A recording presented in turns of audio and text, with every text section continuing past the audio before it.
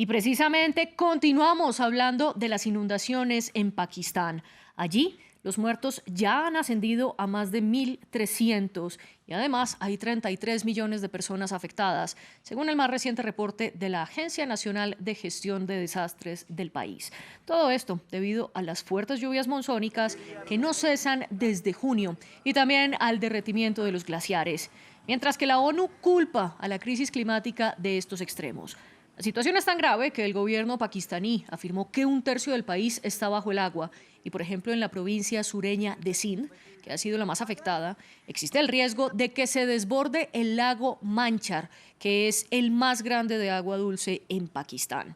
Y para conversar más sobre la situación que enfrenta la nación del sudeste asiático, nos acompaña Rosa Otero. Ella es portavoz de ACNUR España. Rosa, es un placer estar con usted hoy aquí en Directo a América.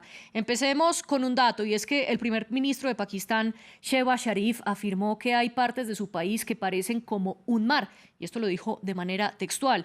En términos humanitarios, ¿cuáles son las consecuencias de esto?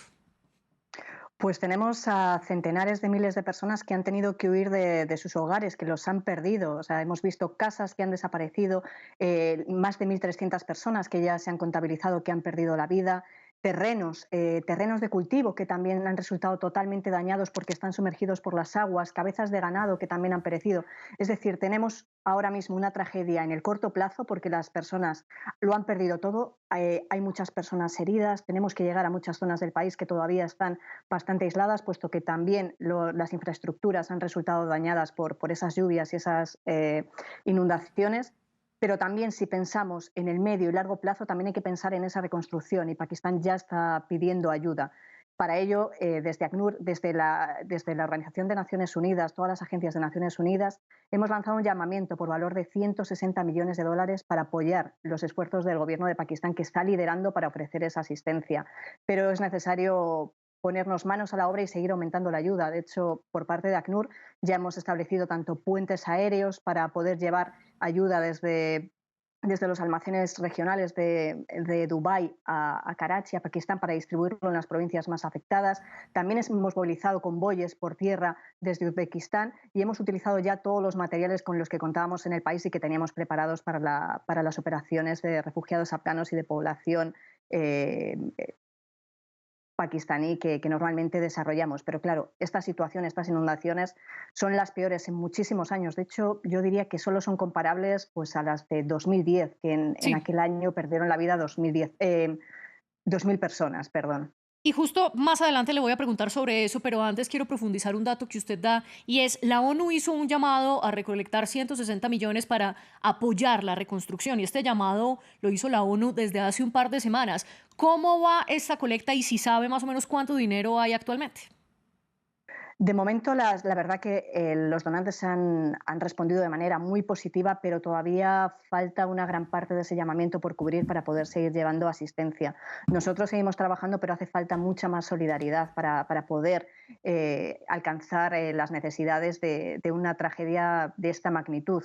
Como decíais, las personas que habéis estado mostrando lo han perdido absolutamente todo. Estamos llevando pues ahora mismo desde ACNUR tiendas de campaña para poder cobijar a la gente que ahora mismo está viviendo no solo en campamentos, sino también en el borde de la carretera, donde han podido encontrar un lugar un poco elevado para no ser arrastrado por las crecidas. Están viviendo sin absolutamente nada. Enviar también lonas plásticas para que puedan resguardarse, enviar alimentos, utensilios de cocina, una estufa para que puedan resguardarse del frío Sí. que pronto empezará con el invierno, y también, por ejemplo, estufas para cocinar, porque sus hogares los han perdido, han resultado pues muchísimas casas dañadas, no solo dañadas, sino totalmente arrasadas. Y no solo las casas, sino también los cultivos, como usted lo mencionaba en su primera pregunta, y es que además de perderlos por estas inundaciones, Pakistán viene de su peor ola de calor en la historia, que fue precisamente entre abril y mayo, y luego llegan las lluvias monzónicas, al punto que ya le han pedido a India, sobre todo los organismos internacionales como la ONU,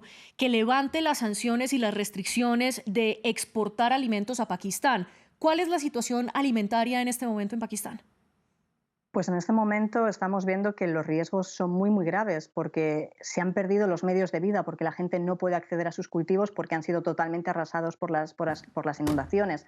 Han tenido que huir con lo opuesto. Nos contaban algunas personas en Pakistán que habían tenido 10 minutos en medio de la noche cuando habían visto que empezaba a subir el agua para coger a su familia e ir corriendo a un sitio elevado, dejando atrás a todo lo que tenían, pues no solo a los cultivos, sino también a los animales, que eran su forma de vida.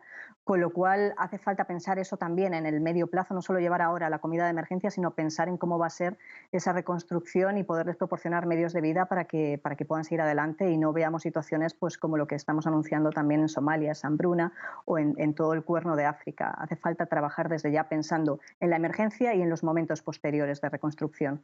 Y ahora sí hagamos esa comparación histórica, porque la ministra de Cambio Climático, Sherry Rehman, de Pakistán, había dicho que estas eran las peores inundaciones que había visto en la historia del país y que incluso superaban los estragos de las inundaciones de 2010. ¿Qué pasó en ese año y qué está pasando en este momento que es tan distinto? Es muy complicado comparar. Había hecho la comparación pues, más en número de muertos, desgraciadamente, ¿no? Una tragedia como ver cuántas personas habían perecido. En aquel momento, en 2010, fallecieron unas 2.000 personas, pero todavía no sabemos exactamente cuál va a ser la magnitud final de la tragedia actual. O sea, llevamos 1.300 muertos, apenas ayer eran 1.200, hoy llevamos 1.300, con lo cual todavía queda mucho por conocer. Hay zonas que todavía pues, es complicado acceder y evaluar, ¿no? Todos los daños y daños humanos y daños también materiales, pero sin duda son de las peores que hemos visto en muchos años. Y mencionaba yo en la introducción de esta entrevista que hay una posibilidad de que se desborde el lago Manchar en Sindh. Yo le quiero preguntar qué está pasando allí, cuáles serían las consecuencias y sobre todo qué está pasando con los diques de contención. Pues estamos movilizando personal también para poder trabajar por adelantado en la provincia de Sindh, adelantarnos también a posibles nuevos desplazamientos, lo que si se cumplen estas expectativas y se desborda también este lago, esto va a forzar a que más población se desplace, a que miles de personas tengan que huir y que tengan que buscar un campamento donde buscar cobijo o tengan que ser acogidos por las poblaciones locales que, como decíais, ya de por sí experimentan graves dificultades para poder cubrir sus necesidades básicas, aunque están de todas formas acogiendo tanto a desplazados como a los refugiados afganos que además estaban también en Pakistán y que nuevamente también se ven afectados por una nueva catástrofe. No solo en esta provincia en Sindh, sino que además estamos viendo que también las inundaciones están afectando a Afganistán. O sea, es una situación en la que además se prevén nuevas lluvias para el mes que viene y tenemos que seguir adelantando materiales y adelantándonos a las posibles circunstancias que vengan porque esto no, desgraciadamente, no para aquí.